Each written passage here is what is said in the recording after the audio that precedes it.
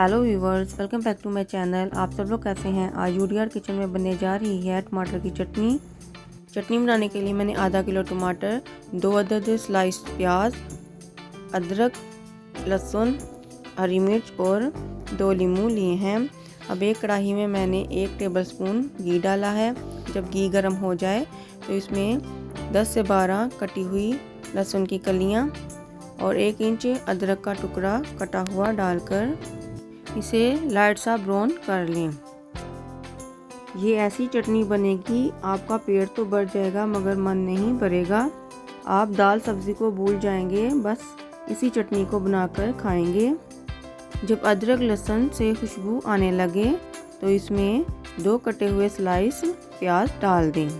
प्याज डालकर हमने प्याज़ों को भूनना नहीं है, बस हमने लहसुन अदरक के साथ मिक्स करना है।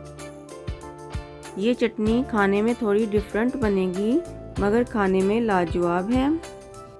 जब प्याज थोड़े से सोते हो जाएं तो इसमें टमाटर डाल दें और टमाटर को अच्छी तरह से प्याज के साथ मिक्स कर लें।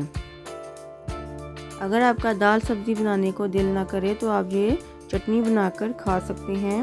ये झटपट बनने वाली रेसिपी है। आप इसे मेरे तरीके से बनाकर ज़रूर ट्राई करें, आपको बहुत टेस्ट आएगा। जब टमाटर मिक्स हो जाए तो इसमें आधी टीस्पून नमक, आधी टीस्पून लाल मिर्च, थोड़ी सी हल्दी और थोड़ी सी पेपरिका और 1 टीस्पून धनिया पाउडर डालकर इसे अच्छी तरह मिक्स कर लें। जब मसाले अच्छी तरह टमाटर में मिक्स हो जाएं तो इसमें आधा कप पानी डाल दें और मिक्स करें और ढककर टमाटर के सॉफ्ट होने तक पका लें।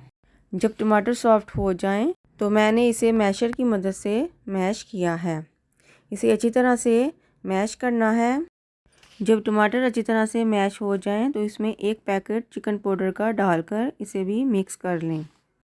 चिकन पाउडर डालकर मैंने इसे कुछ सेकंड के लिए मिक्स किया है। चिकन पाउडर डालने से चटनी का फ्लेवर बढ़ जाता है और खाने में लाजवाब लगती है। टमाटर का सारा पानी खुश्क करना है। जब चटनी बन जाए तो इसमें 2 अदद कटे हुए नींबू का रस डाल दिया है, हरा धनिया, थोड़ा सा पुदीना, स्लाइस हरी मिर्चें और 5 मिनट के लिए मैंने इसे दम पर रख दिया है।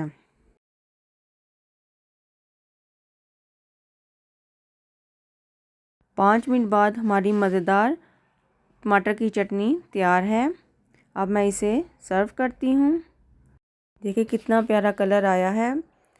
अगर आपको मेरी रेसिपी अच्छी लगती है तो मेरी वीडियो को लाइक और शेयर करें और मेरे चैनल को सब्सक्राइब करें। अगर आप मेरी आने वाली वीडियो देखना चाहते हैं तो बेल आइकन को ज़रूर प्रेस करें ताकि सबसे पहले नोटिफिकेशन आपके पास आए। आप कमेंट में बताएं कि आपको ये चटनी कैसी लगी है। आप अपनी दुआओं में याद रखें। शुक्रिया।